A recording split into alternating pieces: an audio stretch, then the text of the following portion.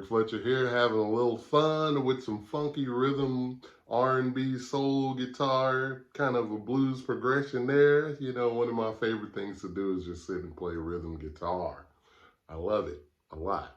I want to talk about today some alternatives to soul, R&B, and blues guitar, some alternative rhythms, some different ways to look at it that might not be so conventional maybe, or maybe just the same thing over and over again. You know, there's a tendency a lot of times to, when you think of soul guitar and R&B guitar and things like that, a lot of people gravitate towards playing Motown style things, like playing maybe a low part, a mid, three guitar parts, a low part, playing the low kind of guitar parts, a mid section playing the meaty chords and stuff like that, and also chanks up top. And I really love this. And sometimes on a song, it calls for you have to play that part because it just goes with the style of song that you're going to do. But for me, I try to combine like the gospel things of like quartet music and playing in gospel music, that old time gospel guitar style, with like a bluesy thing and a southern soul thing, and, Cornell Dupree. And what I mean by southern soul is artists like, Al Green and O.V. Wright and Sam Carr and people like that, that have like, Teenie Hodges and guitar players like that, Steve Cropper and so many more, Bobby Womack. But Bobby Womack was sort of like a guy that traveled all the different places and played on, in many different records in different areas in the U.S., so he was sort of like Muscle Shoals for a little while. He was New York, some everywhere, LA, everywhere.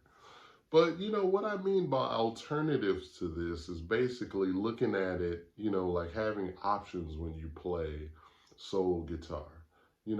So if you're playing, sometimes it might be cool to add a vibe to where you come up with a hook where the guitar plays a low part along with the bass, to kind of give it a different thing,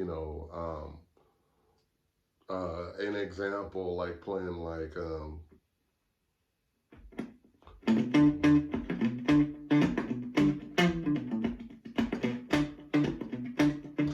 you might could play something like that along with the bass on a breakdown in a soul song.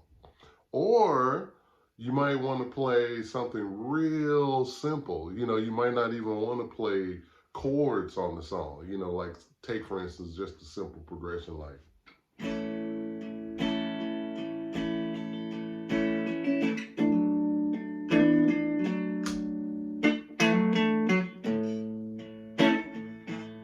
Even if you're one guitar, you might just want to go.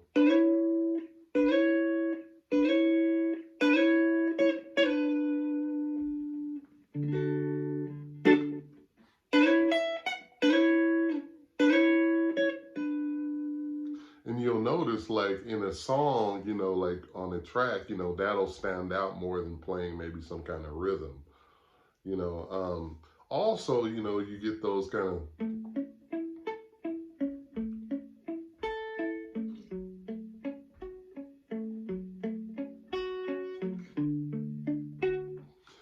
That kind of thing. So instead of playing that, because a lot of times, you hear that over and over again. So you might just want to play,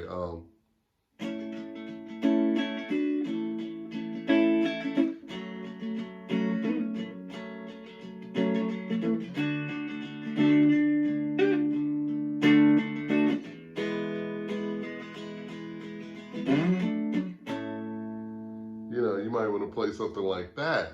Or you might want to take sort of a Curtis Mayfield sort of ish style thing where you play like these heavy, like, embellishment, like you play.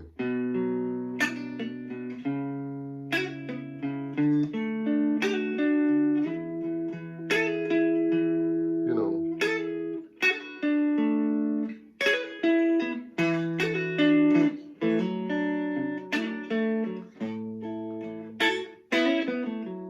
Or you might want to take the chanks and do them more like, you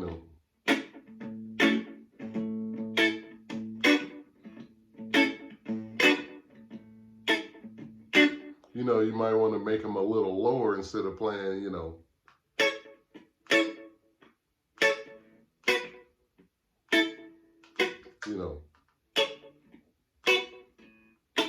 or, you might want to just make those.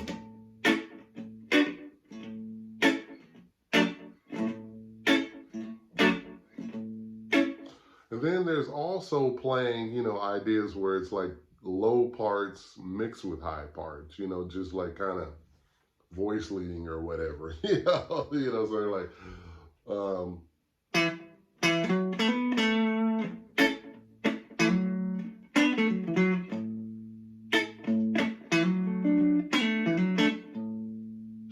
I really feel like this is part of that kind of quartet guitar thing, the gospel quartet style thing, I mean, it's, you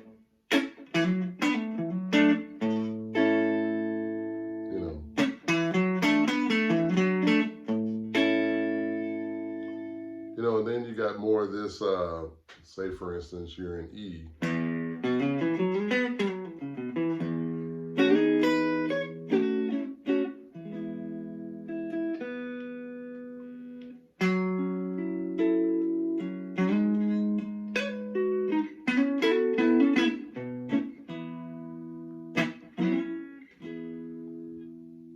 Because really what you're trying to do is support whatever the song is. You're trying to support the vocalist, and you're trying to play really minimal to make it sound like a classic track, in my opinion. You want it to sound more sparse. Usually, 9 times out of 10, you want to play less to make it sound iconic, like so many iconic records, and if you can think of a hook or something to play, like that, it'll just give the song more weight and kind of push it forward, I feel.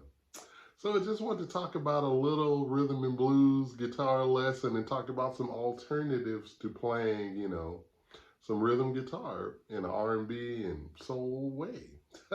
All right, hope everybody's doing good. And I'll see you soon. Take care.